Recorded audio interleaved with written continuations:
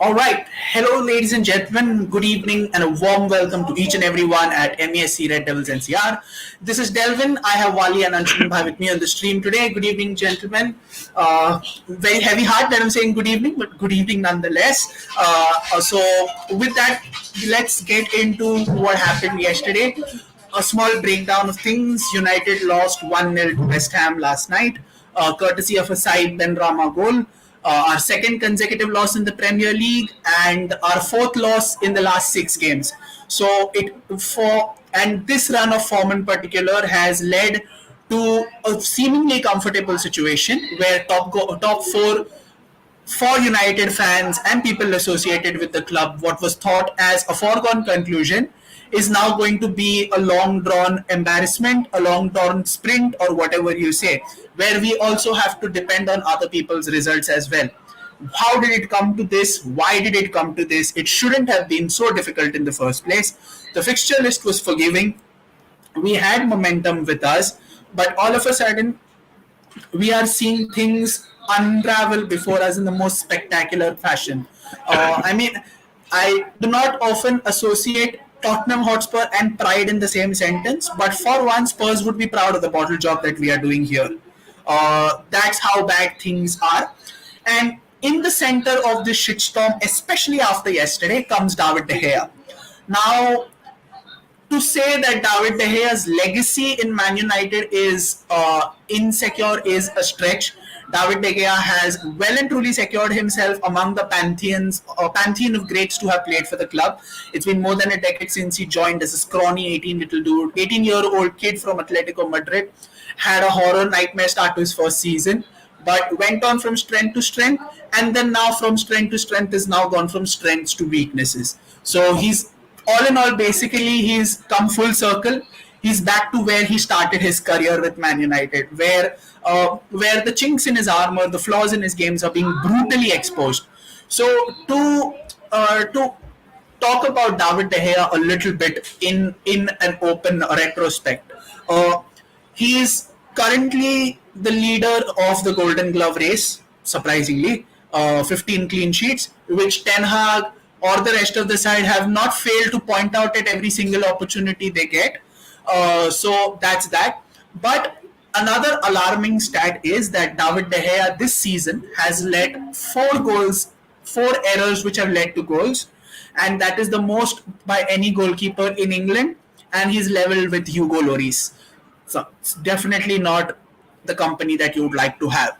So, Anshuman Bhai, before we get into the crux of the matter, like as in whether De Gea should stay or whether De Gea should go or whether it is. What are your thoughts on yesterday's howler or what exactly? Because that was we talk about that also because that is not the only mistake that he did. But let's talk about it a little. What was your thoughts on his performance in the game yesterday? My immediate thoughts after that howler was that, okay, this has happened. And quite frankly, I did not really have an outrageous reaction because this is something that we saw something like this happening in the 18-19 season as well. If you think about the fact that in the Barca quarterfinal, Messi had, I think it was had a wayward shot and they had just let it slip. So when we talk about a sample size of how many seasons De Gea has been having these error issues for, it's more than half a decade at this point. So see, both of the last two matches, you had United against Brighton, United against West Ham. They were nil-nil results. We were not able to break the other team down, and the other team were not really able to break us down either. We were good for most part. Two mistakes happened. One was from a guy who, let's say, it was a brain fade moment. These things happen. Expecting players to be perfect 100% of the time is also unreasonable on our part. So Shaw makes a random mistake. In De Gea's case, it's a mistake that has happened quite a lot of times. So when a pattern emerges of mistakes, something needs to be done about that. But the fact that De Gea is there as Manchester United's number one goalkeeper, still making those mistakes and is considered our best goalkeeper right now, it's a representation of a lot of things that are wrong at Manchester United. So these were two drawable results. I think we should have come away with a point, but mistakes forced forced us to leave with none. It happens. the overarching issue that I have with United's performance is that I think everyone is just tired at this point. From a creative standpoint, from a psychological standpoint, they are not able to break teams down.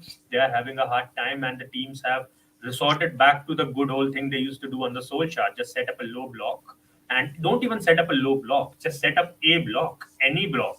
The United are tired. They look visibly tired. They look out of ideas, and to a certain degree, you understand that because this is again a team that had a really, really bad finish to the end of last season. A lot of recruitment has been made, but the squad depth is not there. Wally pointed this out at the start when we were doing the pre-recording that this is not a team yet that is ready to sustain a 60-65 game season and challenge on all fronts. We do lack that squad depth. So that is true. So again, this we'll come back to a lot of issues that are plaguing Manchester United, and it will continue happening unless something very radical happens. But yes, De Gea's mistake was not a surprise. It was disappointment. It was infuriating. My underlying feeling with United, watching them over the past month or so, has been infuriating only because when you think about the Sevilla game, we should have buried that. We did not. Again, quite a lot of performances have happened after that where I thought we should have run away with the game. When you think about the Spurs game, we did not. So, what the underlying problem that again we are seeing here is that United are running out of steam. They are tiring, and they need something remarkable to happen come the end of the season if they are to win the FA Cup trophy as well. Right now, their biggest issue to keep in mind is that they need to secure that Champions League place for themselves, because I think there was a bit of complacency as well in the players and in the team in general. A sense of complacency had set in that okay, a top four place is sorted out for us.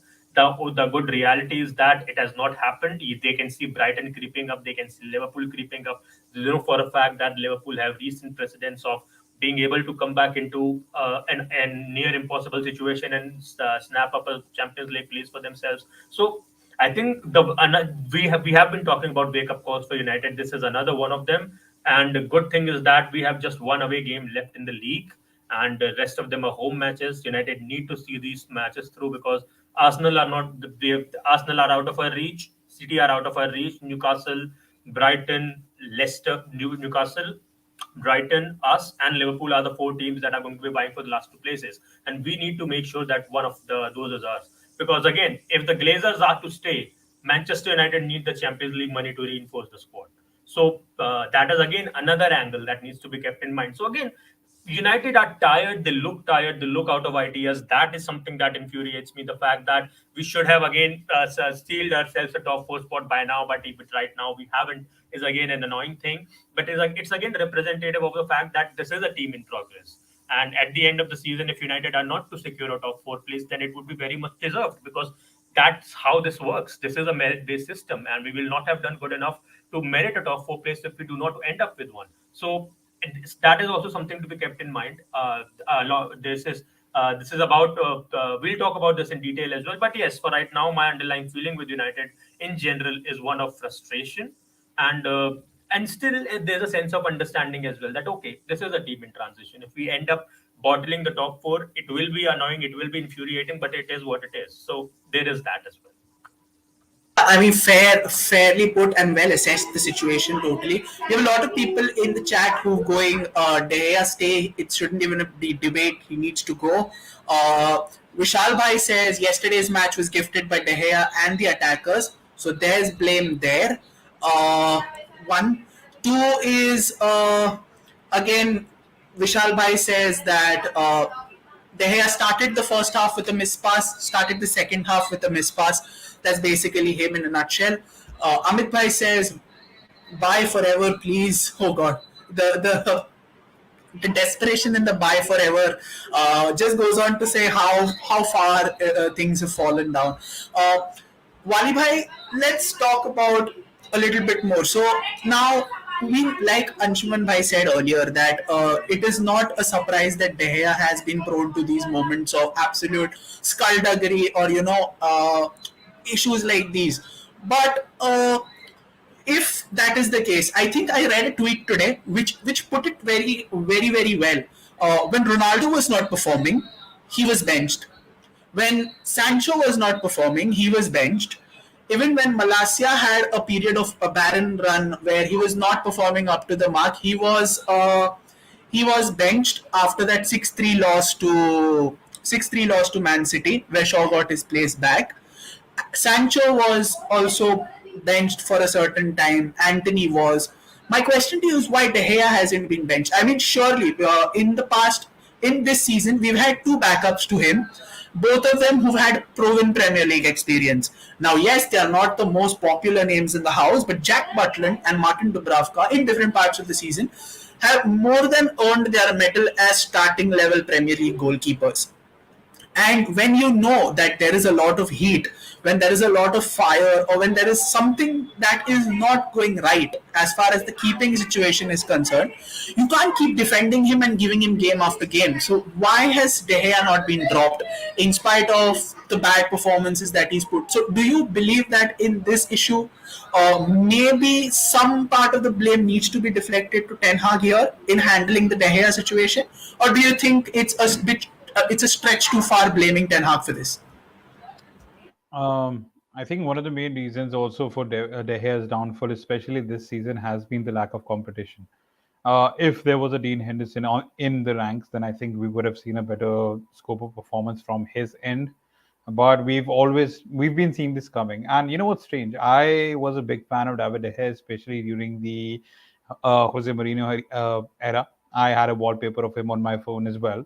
But I'm not blind to the mistakes that he's been committing, and this is not just for United. Even if you look at what he did during the World Cup in Russia against Portugal, that was a prime example of where he was actually heading to. To finally, we have reached a destination of awareness that he's not the right fit for Manchester United, and this is quite reminiscent of Ole Gunnar Solskjaer's time as in United as well. There were some people in the fan base who were still backing him until the end, and then the freak results started happening. The 4-0 against Watford, and then it was against Brentford, if I'm not wrong. And it was, that's the problem with us. We are not proactive, we are reactive. We wait for mistakes to happen and then we respond to them rather than actually dealing with the situation earlier. If you look at, I'm comparing Real Madrid here, of course, they're the biggest club in the world. But if you look at Real Madrid, the way that they deal with the transfers, they now have Chouameni, they have Kamavinga, and now they're about to sign Jude Bellingham. That's their replacements for Modric, Kroos, and Casemiro. So that's how you actually, revolve as a big club. We, on the other hand, we know that David De Gea is not the right player. We know Harry Maguire is not the right player. We know Fred is nowhere near good. Scott McTominay. There are plenty of players who can actually take the blame, although they didn't play yesterday. But if you want to actually play for Manchester United, which is actually the most valuable club in the world as per Forbes recently, then you have to act like that as well. David De Gea is not a good goalkeeper. And now talking about the game in particular, his build-up play, I think you guys must have seen what Deze Bremer had recently said, that it's like a gamble to go with a long shot, to go with the lob. And I don't want to take a gamble over here. I want to start my play. I want to dictate from the back. From no angle do we seem like we're actually going to dictate from the back. Actually, I'm quite nervous when the ball is with him. I am always nervous. And the opposition team, they actually lick their lips that they could actually press the guy. If they press him, he'll hoof the ball and they have a chance of countering us. That happened against Tottenham. That happened against Sevilla. And that has been happening quite a few times this season. His shot-stopping ability was his trait. That's down the bin as well. And and now that Harry Maguire is not there, earlier it was Harry Maguire who was taking a lot of blame, and I still think that he's not good enough for United. But yes, David De Gea, when we talk about Harry Maguire actually panicking a lot in the defensive area, you could actually amplify that for David De Gea. It seems like it's his first season for Manchester United. The way that he was actually making mistakes yesterday, he was trying to claim fouls. That second goal, I think it should have stood by. Anthony, he didn't do much. Antonio, he was fortunate. He was fortunate that it Exactly. was called a foul.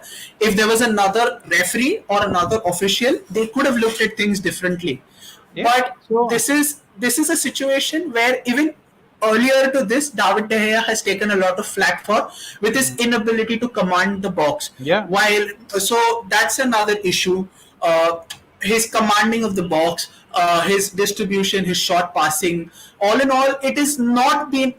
there was a faint stretch from December to January where we saw a little bit of improvement post the World Cup, where he was just getting up to speed, he was getting confident, and you could see there was palpable improvement. I mean, not like heaven and earth levels of improvement, but for a defense that is just finding its feet, a keeper who can even perform the basic sweeping actions at this time and age can actually go ahead and alleviate a lot of pressure on your defensive backline. You cannot have your defense playing like they're fighting for their lives game in, game out, which is something that we've unfortunately been doing throughout the course of the season. Yep, and when people say that when rival fans mock the statement that Ten Hag has done miracles, well, David De Gea winning the Golden Glove should be considered as a miracle at this stage, Which was because done our by his defense, defense. Which is which done has by his been defense. which has been done by his defense, and yes, you could say that we're missing Martinez and Varane right now, but at the same time, I think Luke Shaw and Lindelof have been decent for us. So at this moment of time, David is completely exposing himself, and once again coming back to us as a club. Even if you look at if you look at his weekly wages, it's £375,000, and he's the highest earning goalkeeper in the Premier League. Second is Alison Becker and Kepa Arrizabalaga with £150,000 per week. So More this is than the problem. twice. If you have a keeper or any player who's not decent for you, and you actually give him jackloads of money, how are you going to offload him because he's not good? This has been the same case with Anthony Martial. Now, I'm a big Anthony Martial fan, but it's been 5, 6 seasons now, and I'm totally done with him as well. How are you going to offload him? Then we have Phil Jones. We have, I think, Teles was on loan as well. He's gonna come back. He's gonna come So back. there are a lot of things that are happening behind the scenes that then apart from that, then we also do not know who's going to be our owners. So, and 34 days are remaining for the next transfer window. So Ten Hag is actually fighting a lot of things. Yes, there are a lot of mistakes done by him. For example, I do not know why does he trust Weghorst in the middle. I do not know why he puts Bruno Fernandes in the flanks. He should definitely be as the number 10. He should be in the center. These are some things that I question. And if he gives David De Gea a contract, man, that'll put serious question mark. Although I will back the manager, but even if it's for a number 2, that's fine. But no, he shouldn't be starting next season. Definitely. He did say that we want David to stay. So yeah, he did. Today there were a lot of reports that were saying that even in spite of conflicting that, conflicting yeah. conflicting reports, yeah, but there has also been a report where DDG will be told that he's not going to be starting next season in spite of the contract extension. So let's see how that goes. Anshuman bhai, let's talk a little bit about the current state of the goalkeeping game. Now, if we take our minds back to the World Cup, there was an incident that happened in the Cameroon national team where Onana wanted to play a certain way, but he wasn't allowed to play in that way, and as a result of that, he was sent home. And he wanted to basically play like the way the keepers have been playing this in the last past years. That is, facilitate, sweep, be another play, maybe the first line of attack per se, which he wasn't allowed to. And here we are, where we are not able to build our attacks from the back.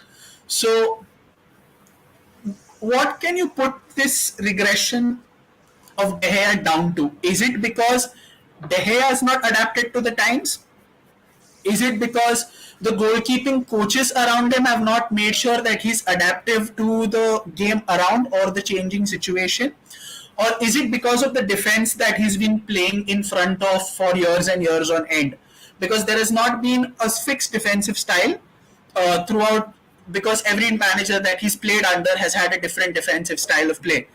That is one reason. So, what do you think could the regression be down to? I mean, if we break it down into very simple things, like Kushagra said, you could say that Ronaldo broke De Gea in the 2018 World Cup, where it all started in that World Cup game where Spain and Portugal played. But if you would have to break that down, how exactly would you break, and what exactly has brought us to this point where we are talking about DDG not being the man for us going forward? So, interesting thing Kushagra puts it, because saying that Ronaldo broke David De Gea is an oversimplification, but It's a key point to keep in mind that it was his performances at the 2018 World Cup after which Luis Enrique, when he came into the job, he realized that okay, this is not the goalkeeper for me, and he moved on from him. He was still part of a setup for a few years, but he was no longer the main man because he wanted someone to play out from the back. Now, you talked about the World Cup and Andre Onana not being allowed to play a proactive style of goalkeeping role. See, when it comes to knockout tournaments, in knockout tournaments, having a very dogmatic style of play is a dogmatic style of play have being a having a style of play that is on the top at the state of the art footballing philosophy. That's the modern footballing philosophy. That's not required in a knockout tournament. You don't have enough time to gauge what the other team is going to do. You don't have enough time to train your players to play a certain way, which is why if you look back at the teams that have succeeded, the teams that have won, the teams that have reached the final, they have relatively simpler plans. You look at the 2014 Germany team, you look at the 2018 France team, you look at the 2022 France team that went to the final, you look at the 2022 Argentina team that won the final. Their plans are relatively simple, their plans are relatively reactive, their plans are kept in a way keeping in mind that these coaches do not have enough time with their players to be able to coach them into a very proactive 4-4-3-3 system in which you can create different kind of structures, create different kind of combinations all over the pitch. They simply do not have time for this. So in a reactive setup, in a tournament setup where it doesn't matter whether you win by 5 goals or 6 goals, whether you win by playing ugly or beautiful, all that matters is that you win the game. So in that environment, having a goalkeeper that is not that proactive is not the worst issue. But with David De Gea, it's a multifold issue because we are talking here about whether David De Gea has regressed. David De Gea has not regressed. He's just a man out of time. The blame directly is not on David De Gea. The blame is on Manchester United for continuing to stick with him. Now, cast your mind back to the 2010-11 semi-final of the Champions League when they beat Schalke in the semi-final, and Sir Alex Ferguson wanted to bring in Manuel Neuer. And that's a great watershed moment because if we had gone for Manuel Neuer, we would not be having this discussion of our goalkeepers being out of time. And when you think about David De Gea emerging in the 2012-13 season after Mendes had left, you think about the time of what the goalkeepers used to be at the time. You think of Joe Hart playing in Manchester City. You look at Simon Mignolet playing at Liverpool. But these same clubs that we are now comparing ourselves to now that they are on the top of the game. What happened to Joe Hart? When Pep Guardiola comes in, he immediately tells Joe Hart, who is and will be for Manchester City in their history one of their most important keepers. He comes in and he tells him, "You do not play the style of football that I want to play here. You are out of your time. You are immediately out of the club." And that's him. He's out of the club. One of their most important keepers ended the Manchester United monopoly that was existing on top of the Premier League. One of their greatest keeper, they have the training ground named after him, and that's him out of the window immediately. When Guardiola says that is the level of ruthlessness that we're talking about here, what happens? Claudio Bravo comes in, proves to not be good enough for Premier League level. He may be of the profile that we're talking about. That okay, this is the profile Guardiola wants to play football with. Not deemed good enough. What happens? Immediately next season, Ederson comes in. This is ruthlessness. This is proactivity. This is called making a decision, keeping your sentiments aside and making an important decision. Now, what has happened to Joe Hart in the moment? Where is Joe Hart right now? Joe Hart is at Celtic. He has had a good season at Celtic. That is his level at the moment. This is not an opportunity to shit on Joe Hart. He has been one of the important goalkeepers, not just for the Premier League, but for England as well. But this is the reality of the time. When David De Gea broke through, the goalkeeping scene was completely different from what it is right now. And the likes of Jurgen Klopp, the likes of Pep Guardiola, when you talk about football innovators, they are to be credited for the fact that the goalkeeper's role has changed. We have even heard about people who used to work at Manchester United at the time saying that David De Gea has good distribution skills. He can command his box. Let's just assume that we take their word for it, that we find these people reliable. That may have been true back in 2013 because the standard for what was expected of a goalkeeper in their ability to control the ball, in their ability to build out from the back, was completely different. Now we talked about goalkeepers who used to come out of their box back in the early part of last decade. Manuel Neuer was considered an outlier, a crazy person. And every time we used to see clips of him just standing in the halfway line or just standing outside his goal line, people used to gawk at him. They used to say, "What is he doing? He's a goalkeeper. He's not supposed to leave his D." And he was the trailblazer. So he was the trailblazer of the sweeping keeping. At that time, when David De Gea broke through, playing out from the back was considered a novelty, something that only mad managers do, and they would get all sorts of flack from the pundits. That they would keep saying, why play out from the back if you're going to lose the ball? Why play out from the back and risk all these opposition players coming onto yourself? This is not the style of play that we want. What has happened over time? The game has evolved. The game has moved on.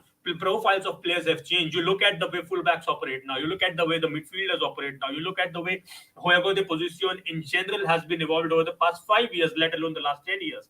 Where is David De Gea and all of that? He's left behind.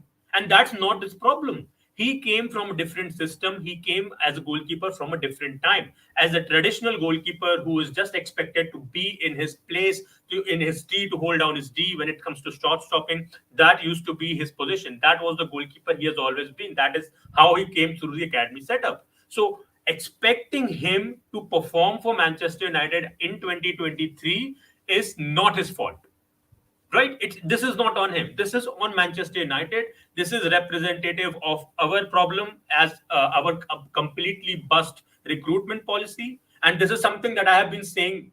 Wally talked about the proactive aspect of it, that we are not proactive. I have been talking about, at least he knows me for 3 years now, and he can attest to that. That for the past 3 years, I have been talking about us needing to move on from David De Gea, not because he's a bad keeper. And there are two things can be true at a time. David De Gea is arguably one of our best players, if not the best players of last decade. No one can take that away from him. That is unequivocally true. But he is a goalkeeper that is no longer of the profile that is required by Manchester United to compete at the level they are aiming for. That is also true. So when Spain decided in 2018, when Luis Enrique, who also likes to play a very specific kind of football that is considered on par with what the standards of football are at the top of the level, when he decides David De Gea is no longer good enough, that he's not the kind of goalkeeper that can play out from the back, that for Manchester United should have been the time to decide, you know what, let's move him on. Let's A proactive club would have been, you know what would have done exactly what Manchester City did. We talk about their money, but the thing that is even more important is that they make their decisions right. They thanked Joe Hart for all the service he had done. They were genuinely grateful to him. They have dedicated a training ground to him. All of those things are also at the same time true, and they moved him on. That is the kind of ruthlessness that you need to have at this level, especially when you are the Glazers, Manchester United, who has the potential of being the commercial brand and then generate the kind of revenue that is required to compete at the top level, but you do not have the finances of the likes of Newcastle and Manchester City. So this is to be kept in mind. And the stark reality of the matter is that Manchester United has stuck with a lot of players for far, far too long. Phil Jones is still at the club, is still on the club's books. Juan Mata was only let go last season, despite us not having used him properly for like 5 years before that. Eric Bailly is still on our books. He's going to come back. Alex Telles is still going to come back. Whether these players are used or not is a different matter. But the fact that we have not recruited properly, recruitment also goes both ways. You need to look at the players that you have. You need to realize how many of these players can serve us for the next 5 years. How many of these players are a one-season thing? How many of these players are a half-season thing? You need to think about that. You need to plan ahead. The Tifo video that we were talking about in the discussion before we started recording, that United need to think ahead by transfer windows. Every single club needs to do that, because if you do not plan ahead, at some point you are going to come unstuck. At some point, your recruitment policy will be put under question. And for Manchester United, this has been the case for the past 10 years. We have not recruited properly. We have spent all this money that is almost comparable to Manchester City, and in many amounts is more than what we have spent compared to Manchester City. But we have nothing to show for it. Why? Because we have spent poorly, and that is the frustrating truth of the matter. That for all the money that we have and we can pose about, we have not put it the right way. David De Gea should not have been Manchester United's goalkeeper for the past 4 seasons. That he is not his problem. He is an athlete at the top level. He'll continue saying till he's 40 that I'm good enough to play at this level. It is you as a club and the people that you have employed who need to make that call. That, okay, you need to be moved on in due time.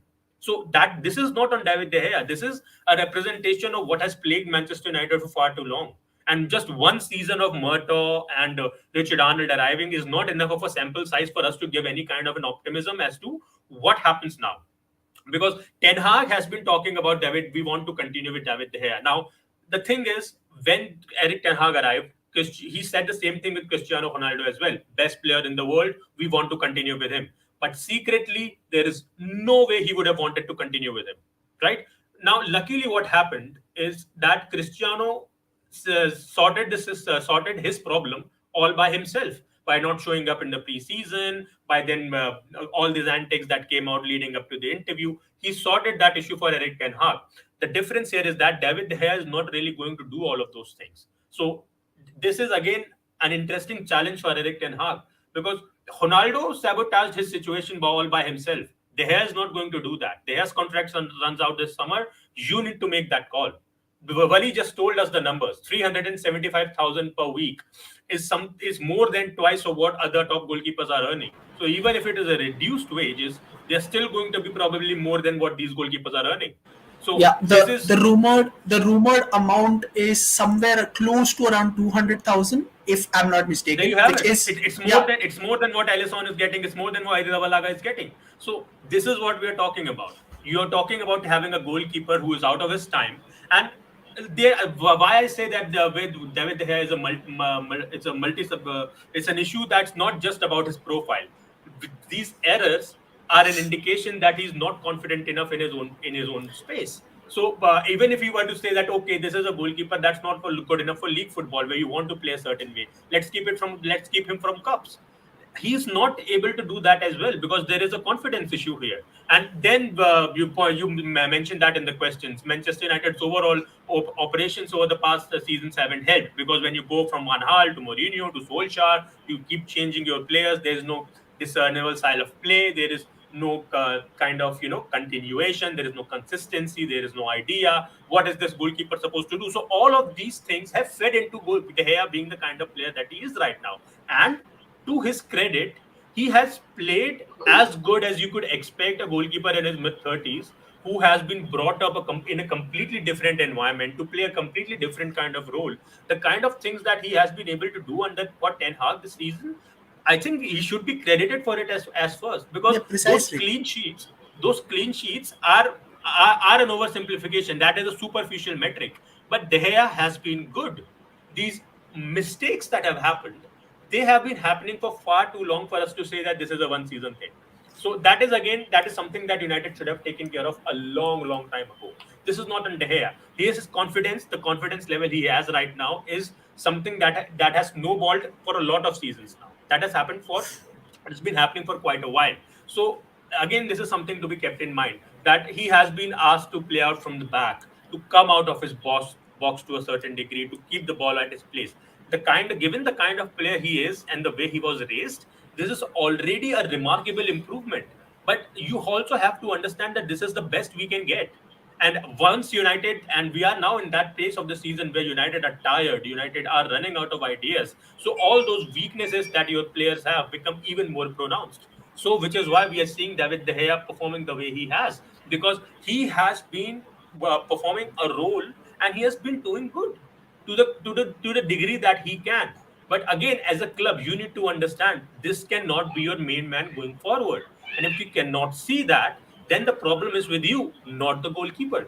David De Gea could still do a job for a mid-table Premier League team. He could go back to La Liga. He could still do a job for a upper mid-table La Liga side, because those underlying ideas about him being a good shot stopper, he's still a good shot stopper. So he could still do that job for the next 4 or 5 years, but it shouldn't have to be at Manchester United. This is not on him. This is on the club.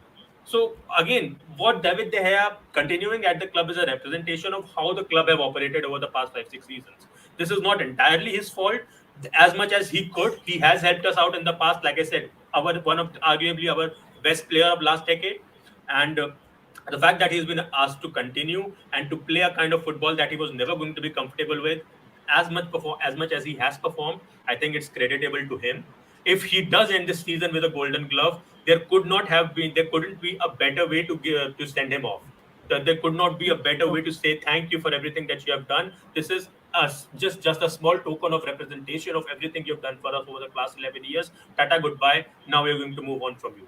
I doubt that it will happen. And even if it will to happen in a way that De Gea continues at the club in a second goalkeeper capacity, it will still create more problems for us. It's not going to make it any easier. But that is the underlying truth, that United should have moved on from David De Gea a long time ago. And that is the truth that remains till this day. What should we do with him? He should be moved on. Simple as that. Fair enough. So all this true. So Walibai, there was a comment Mojo sir said that while the rest of the players who I spoke about, Ronaldo being dropped, Malacia being dropped, was down to the backups being there for those players, whereas De Gea has been kept on due to a lack of a quality backup option. Now, had this been a different scenario if we still had Henderson on our books? Now, let's just get the Henderson situation in. Henderson left or made his mind to leave the club long before Ten Hag even came in. He wanted out because of certain promises that were not kept to him in the season that had gone by. And also there were a lot of reports, whether or not you trust them or no, doing the rounds that Henderson was indeed one of the leaks inside the dressing room who did leak out information outside to the people. Now, how true is that is anybody's guess. But speaking about a backup, had Henderson been there, or maybe if Anderson had decided to approach this situation in an entire different manner, had a proper preseason, and perhaps then forced his way into the plan, do you think that we would have been having this discussion about De Gea not being up to the standard that we require? Or do you think Henderson could have done a pretty decent job in the style of play that Ten Hag envisions his goalkeepers to play in? I think you could have just had him on the bench, and you could have just convinced him to be there. He would have had his opportunity. And here's what I don't get with both Henderson and Ronaldo, because at this stage, you could clearly see, I know I'm going in a different tangent. If we had Ronaldo, and you could see for the large part of the season, Anthony Martial was injured, then there wouldn't have been a need of actually us signing Wood Weghorst. And that would have probably enhanced our chances of actually solidifying our top four, because regardless of whether he presses or not, he's a very good goal scorer. We've seen that over the years. Similarly with Henderson, the number of mistakes that David De Gea has done, I'm pretty sure that he would have got his opportunity. But again, he left, and yes, you could say that there are people who are not Henderson's biggest fans. I wasn't too convinced with him either last season. Yes, you could say that his cross-claiming and his command over the box is something which is better than David De Gea, but there were plenty of instances in which he did make plenty of blunders last season as well. So yeah, we need a decent reserve goalkeeper. We need a decent number two. I'm still upset with the fact that we had Sergio Romero in our ranks and we just sold him off as if he was no one. And we won the Europa League with him. He started almost every game in the Europa League under Mourinho, and we won that cup. That was our last major trophy that we won. And yes, we do need a goalkeeper for people who have this philosophy, who say that a goalkeeper is not as important as probably a central midfielder or a striker. A goalkeeper, I think, is right now the most important player, especially when you talk about cup competitions, because if you look at Emi Martinez, he won you the Copa America and he won you the World Cup because of his commanding presence. And you always know that there's always going to be a penalty shootout during a knockout. Whenever there's a penalty shootout for Manchester United, we all know what the result will be it a normal penalty kick or be it a penalty shootout. And even in the game against Brighton, I'm sure every one of us had imagined that the only way we're going to win this is if one of the Brighton players actually hits the post or skies it. And that is exactly what happened. So I just, even if we are facing Manchester City in the finals, although we are big time underdogs and I think City might just sweep us apart, but somehow we have to find a way to actually win the game before extra time and all that, because if it goes to penalties, I have no faith. And with the way that they are clinical, especially if you talk about De Bruyne, Bernardo Silva, Haaland, no way that David De Gea is actually going to impose himself. So yeah, David De Gea and Hugo Lloris, I'm not surprised. They're two of the weakest goalkeepers in the Premier League, and sometimes you just have this presence. They do not have that presence. So yeah, we need to move on from that.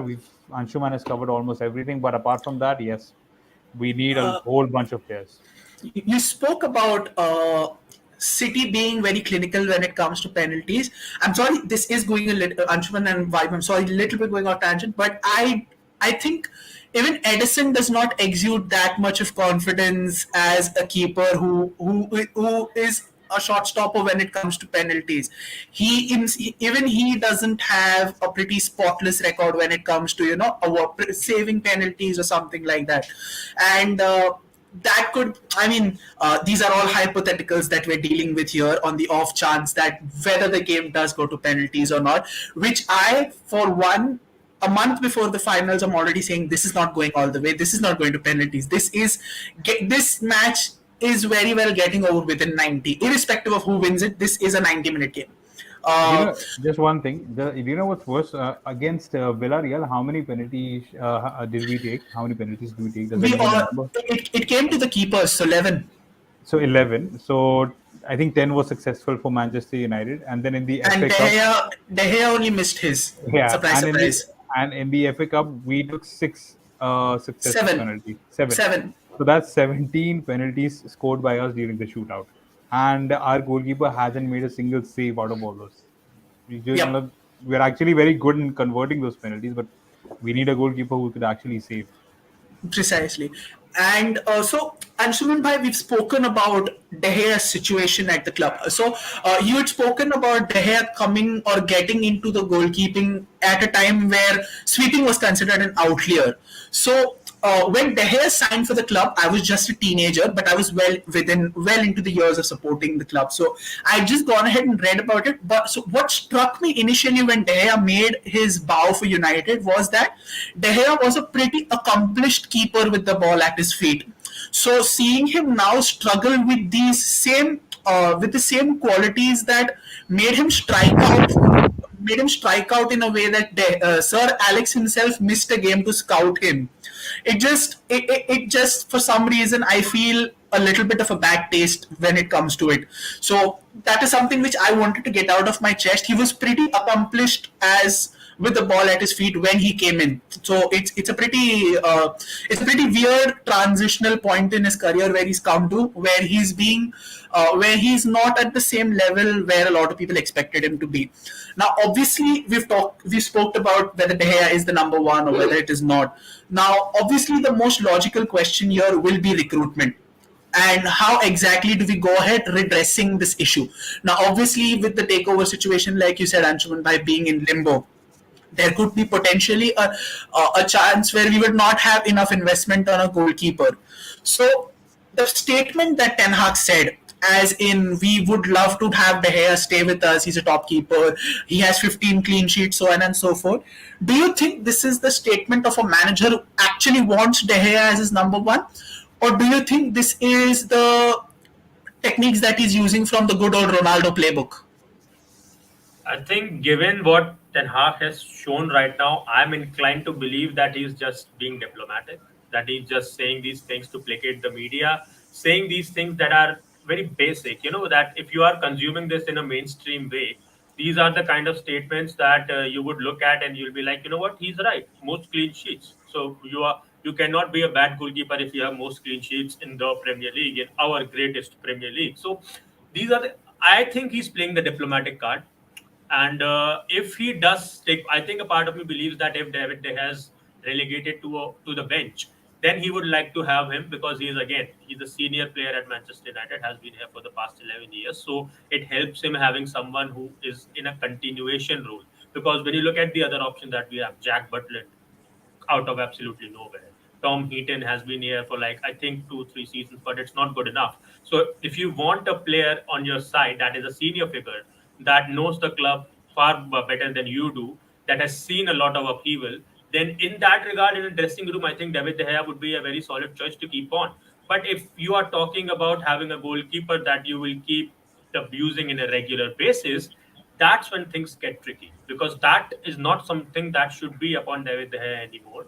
So yeah, I think Eric Ten Hag is just playing a diplomatic card right now. I don't think the situation is sorted out, and the ownership situation has a lot to do with this because if new owners had come in and we knew exactly where we were going next season, I think the situation would have been dealt by now, regardless of whether De Gea would have been given a new contract or he would have been told that you need to find a new club. I think this would have been sorted. But right now, we need to work on the assumption that the Glazers are going to continue. So if that is to be the case, then my feeling is that David De Gea will be offered a new deal. There is a chance that the deal he may find the deal so indignant that he may not want to continue by his own accord. So that is a possibility as well. But right now we have to work on the possibility that he will be given some kind of an offer. Whether he agrees to it or not is a different thing. He will be given an offer, and secretly, I think Eric Ten Hag would like a goalkeeper that plays much that lends whose profile lends itself better to the style of football he wants to play. Because currently David De Gea is not working out, and he's not going to work out. It's simple as that. Fair enough. Wali bhai, with Anshuman by saying that the ownership situation is entirely in limbo at the moment, and it is actually the worst possible time for an ownership situation to be in limbo. With you rightly pointing out that there are less than 40 days for the new season's transfer window to begin, and we don't have our house in order, it is never a good sign. Whether or not you are under new ownership or whether you're under old ownership, the fact that cloud of uncertainty is still there is automatically a hurdle before the race even starts. It's a hurdle at the starting point itself, which is very difficult to overcome. So let us assume the worst at this moment. I'm once again reiterating my fact that I do not want this to happen, but all variables have to be taken into consideration here. Let's assume the worst happens. The Glazers remain at the club. There is no deal for an ownership to happen. On the off chance, that automatically puts a massive cap on our spending because we are under FFP watch as well. That makes things much more complicated. Do you believe next season Henderson is our number one, or do you believe that Henderson should be given an opportunity to be number one for our club next season? That is, if Henderson agrees to stay at the club.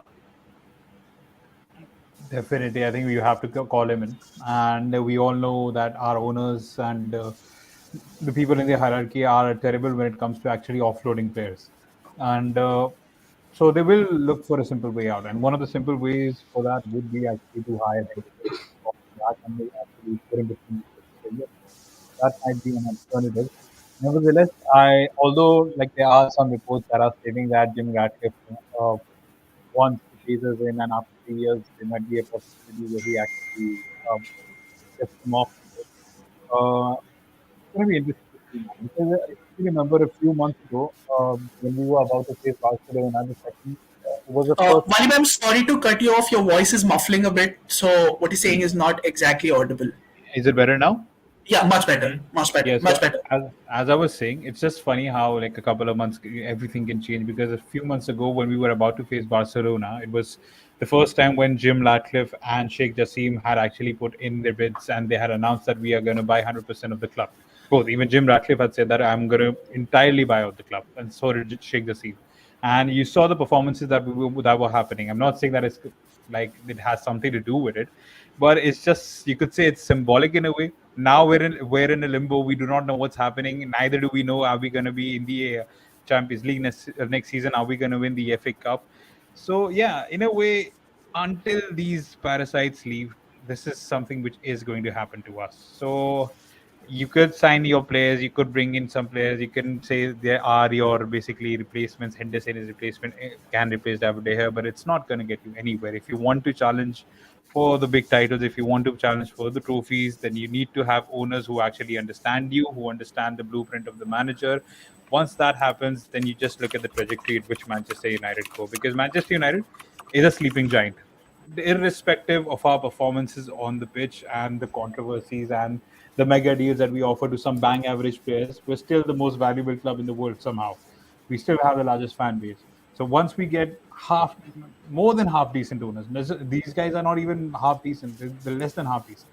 So even if we get some owners who are actually interested in the club, who actually show up, who actually are there for the fans, you could actually see a big change happening over there. And like I said, it's not just about David De Gea. This segment is just about David De Gea at this moment of time, but it's also about having a number 6. We do not have a ball carrier. We needed a Frankie De Jong. It was the missing piece of the jigsaw. We do not have him. That's a It's number about eight, no? That's a sorry, number no, a eight. No? number 8, a number 8. Then it's about having a number 9, the center of the pitch, a goalkeeper, a central midfielder, and a center forward.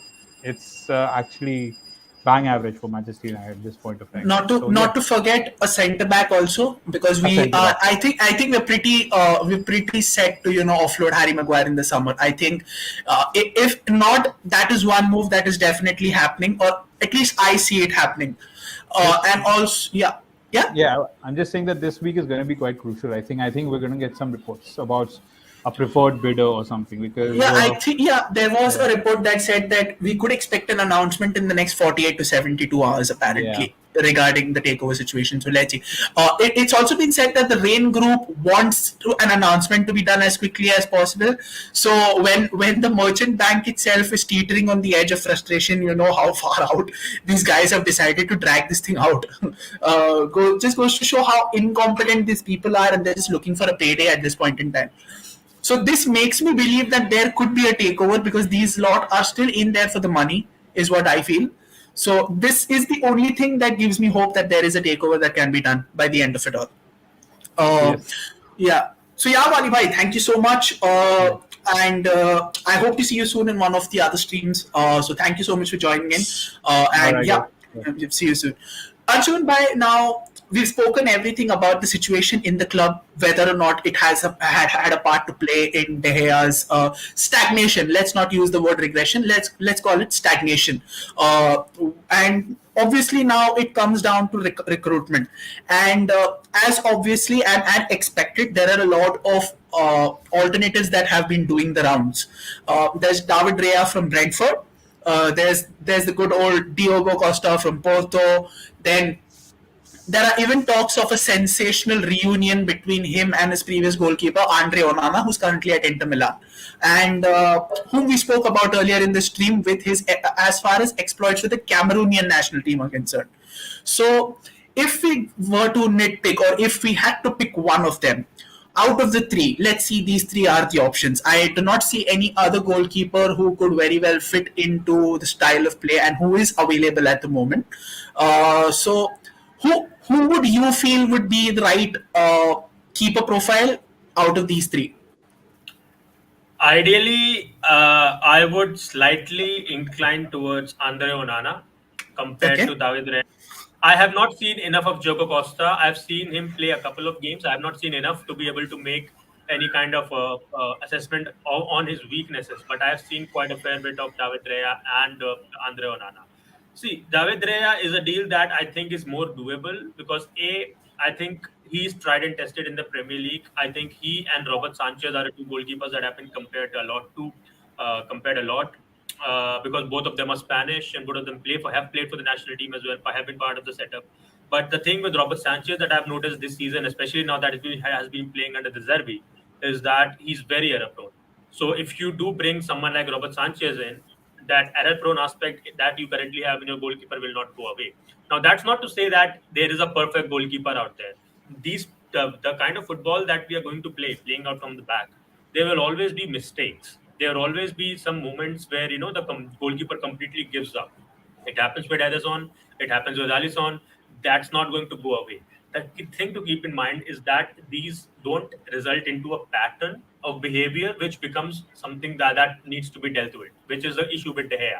David De Gea has had that much of an issue. So, and he's a Premier League tried and tested player. So, for him, the transition would be easier. Getting him would be relatively easier because with Andre Onana, it's a twofold thing. From a footballing standpoint, Inter would not want to let him go because Samir Handanovic is very old now, 37, 38. He has been their stalwart goalkeeper for 10, 11, 13 years now, I think. And so they need a long-term replacement. But at the same time, the Stooning group, they cannot put any money into the club because of the whole political corporate situation that is going on in there. So they need to offload players and they need to generate some income.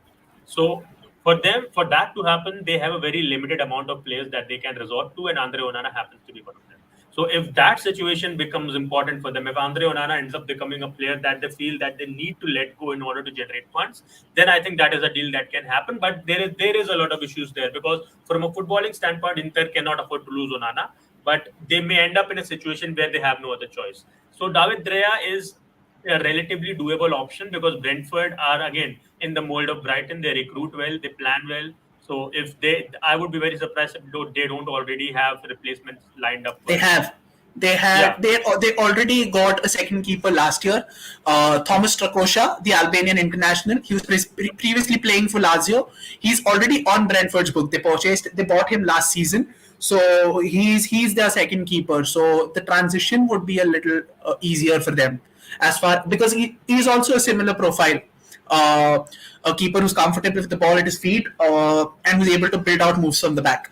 So yeah, that's the point about Brentford's academy. Also, Rea has only 1 year left on his contract, so his price point is not that big of a deal, which could be a sweetener for us if at all the perceived takeover does not go anywhere.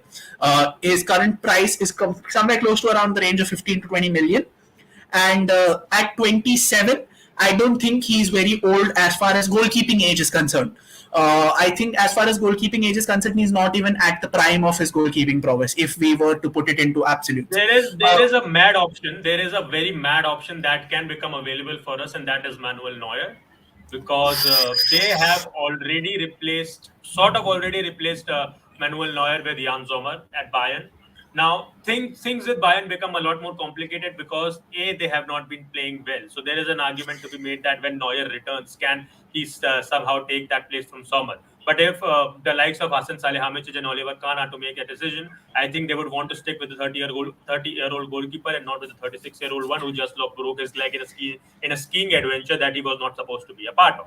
So all of these things need to be kept in mind. We need to keep in mind that they have sacked the goalkeeping coach who was very close with Manuel Neuer. So they have given him sort of a hint that you are no longer the top dog here and you are no longer the kind of person that we consider indispensable. So if Manuel Neuer feels like he is not being respected enough at Bayern anymore and he needs to move, then he could become an option. Now, he's 36-year-old. He will be coming back from a broken leg. So the first of all question needs to be asked, that is this a healthy option for us? It's not a healthy option for us. But if David Rea is someone we cannot go after, let's say Brighton end up signing him instead, because Brighton could also theoretically end up in the Champions League. They might end up taking our place. If that happens, Brighton becomes a sweeter deal for David and Brentford. So that's something to be kept in mind as well. Even in Europa League, maybe David Rea could consider moving to Brighton first of all, then going for a huge payday later in his career, because like you pointed out, he's 27, hasn't hit his prime yet, so he can afford to spend 2-3 seasons at Brighton as well. So that is an option that can happen. So we need to keep our ears and eyes open. And if nothing else works out, then having a 36-year-old Manuel Neuer, even a half-fit one who has lost a lot of his abilities, I don't think that is the worst option. If we are to replace him with David De Gea, is what I'm saying. So that is a very mad shout, but it is one that is very much possible given the situation he's in at that time. I understand where you're coming from. If this would be even 2 years earlier, I would have jumped at the opportunity. But Yeah. what he's done this year, not only as far as his on pitch behavior is concerned, even his off pitch antics, I believe that he is one of the key reasons why Nagelsmann was shown the boot. And that is the very reason that I don't want him anywhere near the squad. I sorry for my language, but I think he's a dickhead. And I've been of this opinion since he decided to go all kamikaze in the 2018 World Cup. And another thing is that Bayern Munich are very they have a sort of unhealthy obsession with their German players. So even if they do come out with the executive decision of not giving him number one position, I think they'd still have him in the club at a certain capacity. Also, I'm not sure about this, but is Alexander Nubel still on their books? He is. I think he's on loan at Monaco. Yeah, so I think Nubel becomes a much more tantalizing prospect than Sommer. Sommer automatically becomes number two then. Obviously, due to the fact that again Nubel is German, so that's there. But you spoke about Diogo Costa. Diogo Costa played for Portugal, was their starting goalkeeper, and to be really honest, there were moments where he looked very comfortable and confident, and then there were moments where you could literally see that his balls were in his mouth, figuratively and literally as well. So there is a little bit of uncertainty as far as I'm concerned with Diogo Costa. But although he's very young, he can still have a lot of time. His time is on his side, so he can go on to become a pretty great keeper. But again, his price point is going to be a sticking point providing if and when the takeover does happen or not.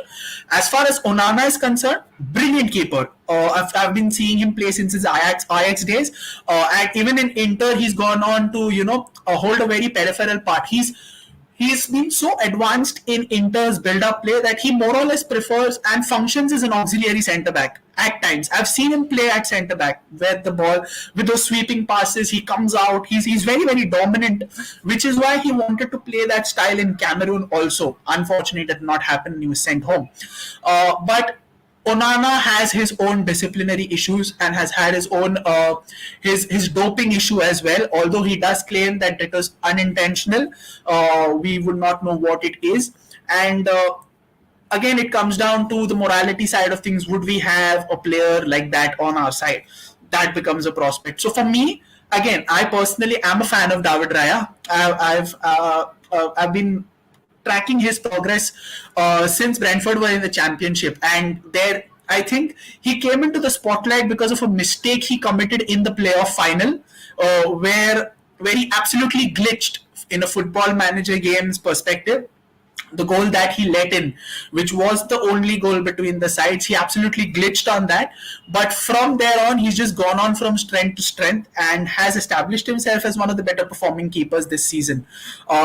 And his save ratio is at par at De Gea is concerned. I believe his ability to command the box exemplary. His ability with the ball at his feet also is pretty much very very good. So all things said and done, I believe Raya would be the perfect for me would be the perfect signing. But again, Anshuman bhai, do you think that being keeper of Man United will have its own pressure? Because we've seen this throughout our relationship with goalkeepers, that our record with scouting goalkeepers has been hit and miss at best. We've had World Cup winners manning the sticks for us, but yet they've not been able to replicate those performances that made them World Cup winners in the first place. We've had a very rough transition from the goalkeepers that we've had. From Peter Schmeichel, we've gone on from Massimo Taibi, Brad Bosnich, Fabian Barthez. Then Ben Foster himself was on the books. So was Tom Heaton. Then we came to Van der Sar. From Van der Sar again, then we were very lucky that we found De Gea, who led the transition for so long. So what is your thought? I mean, do you think that the weight of the shirt could come into play as far as a keeper is concerned for Man United, no matter how good he's been for the past clubs? Because I think I had this conversation with Mojo sir way back, as far as when we were speaking about potential transfer. We were talking this on the transfer deadline stream. And he did point this out, saying that no matter how good a keeper is, are you going to bank your money on the fact that is he going to be the same keeper that he was when he's wearing the Manchester United shirt? So what are your 2 cents on that situation? Because that will also come into play. There will be a lot of scrutiny on you than the scrutiny that was there on you when you were playing at the club before. No matter the club is as big or grand as Inter or Porto, who are giant institutions in their country, or a Brentford, who have been making waves for all the right reason, yes. But the spotlight that comes under you when you're a Man United player is heaven and earth from what it is at your present club. So what is your thoughts on the issue, and how big is this going to be a factor? So the fundamental truth is that player transfers are always a gamble. There is a bit of luck that will always be involved, no matter how well you have recruited. You could be Brighton, having recruited a very player with a lot of potential, a player that fits the profile and everything. It may not work out, and you may be like Manchester United, signing players at random, and some of them may work out. So a sense of gamble with player transfers, it will always be there in any kind of transfer, in any kind of move. There is a bit of arbitration, there is a bit of luck that you cannot control. So whether it's Jogo Costa arriving or whether it's Manuel Neuer, there will be pressure on them to perform in a Manchester United shirt, and this is true across the table. So that is always going to be true for any player at any point. Even if you are someone in the backroom staff arriving in Manchester United, the name carries weight. There is a lot of pressure. This is Wally pointed out the idea of being a sleeping giant. This is a well-run business and a poorly run football club. So a lot of pressure will be on you in whatever degree to be the change maker, to be the one that actually brings about some kind of a positive change. So a lot of pressure will be on there. Can we quantify and make a proper extrapolation regarding whether a player is going to work at a club 100%? We can't. Quite frankly, we cannot. Anyone saying that I have 100% confidence in this player working out is absolutely lying to themselves and to us. So we need to keep that in mind, that even though we find a player of the perfect profile, it may not work out for us for intangible reasons. Not because the player does not fit the system, but because the pressure that comes with playing at Manchester United, the amount of scrutiny that comes with it, the amount of social media furore that comes with it, it may tip them off in a way that they might not be able to perform. That is 100% true. So that will be true for whoever comes in. And all we can say at this moment is that we will need to wait and see whether they are able to take up that challenge, and whether they are able to take up that challenge at all, whether they need a teething in period where they, in the beginning, they have issues and then they settle themselves. We can just wait and see. Yeah, I mean, totally. Like you said, it's a gamble. And more often than not, it is a coin toss.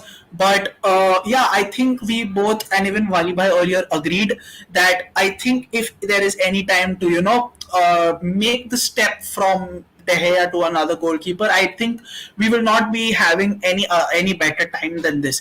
You spoke about De Gea potentially winning the Golden Glove. That could be the perfect way to send him off. Something which Joe Hart did not get the privilege of.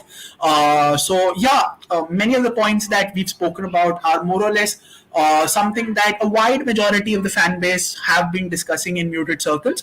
But yeah, all in all, it's been a pretty great discussion, Anshuman Bhai and Wali Bhai earlier. Thank you so much for joining in. It was very great. It was very refreshing to know another fan's point of view as to this situation, because this has been spoken about a lot, and it's not been spoken about right now. It's been spoken about for quite a while. It's just taken this much amount of time to just recognize that this is going to be a hindrance, maybe moving forward, if not acted upon at the right time. So with that being said, once again, big thank you to you for joining in. Thank you to all the people in the chat who were there in the comment section as well. It was pretty good to know what you felt about the situation also. Thank you so much to all. Do join us in our journey, guys. We're close to reaching 2,500 subscribers. So go ahead, subscribe to our channel. Do smash that like button. Do press the bell icon so that you're notified for every video that we put out on this channel. Apart from that, do join us on our social media spaces. We are active on Instagram and on Twitter. So go ahead, do drop us a follow there too. Every day is match day on our WhatsApp group. So do join us there. There's always room for more. With that being said, this is Delvin along with Anshuman Bhai wishing each one of our users and subscribers a good night. Do take care of yourself, stay healthy, stay safe, and we see you on the other side with a new episode. Till then, GG and you, and goodbye.